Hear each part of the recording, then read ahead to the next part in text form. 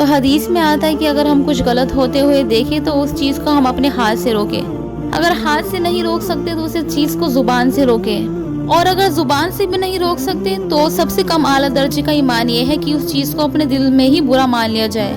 تو دوسری بات پر عمل کرتے ہوئے میں بتانا چاہوں گی، جو ہماری بہن عرشی سیفیہ ہے یہ مسلمان ہے، انہوں نے شادی کی ہے، لیکن جن سے ان کی شادی ہوئی ہے انہوں نے بتایا ہے کہ ان کا نام آشش ہے۔ آشش نام سن کر ہم سمجھ ہی سکتے ہیں کہ یہ غیر مسلمان کا نام ہے، تو اس بات کو لے کر کافی ناراضگی ظاہر کی جا رہی ہے اور کافی ہیٹڈ کامنٹس بھی آ رہے ہیں۔ تو ہمارے علماء ہمیں سمجھاتے ہیں کہ گناہ سے نفرت کریں لیکن گناہ گار سے نہیں۔ تو پبلک اس بات کو جاننے کا حق رکھتی ہے کہ انہوں نے ابھی تک اسلام قبول کیا ہے یا نہیں کیا۔ ہزاروں دل پریشان ہیں اس بات کو لے کر، کیوں نہیں آپ سچ بتا دیتی؟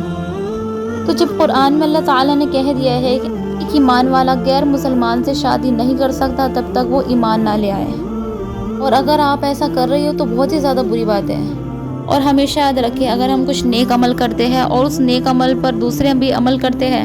تو ہمیں خوب سارا اجر ملے گا، اور اسی طرح اگر ہم کوئی گناہ کرتے ہیں، اس گناہ سے متاثر ہو کر دوسرے لوگ بھی اس گناہ پر چلتے ہیں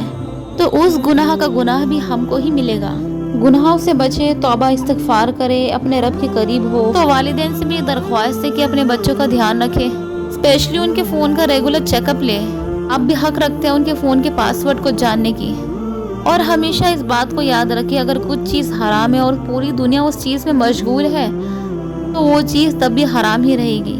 اور شادی کو سنت مطابق کیا جائے۔ تو میری پیاری بہن عرشی، اگر آشش نے اسلام قبول کر لیا ہے تو آپ بے خوف ہو کے پبلکلی اناؤنس کر دیجئے،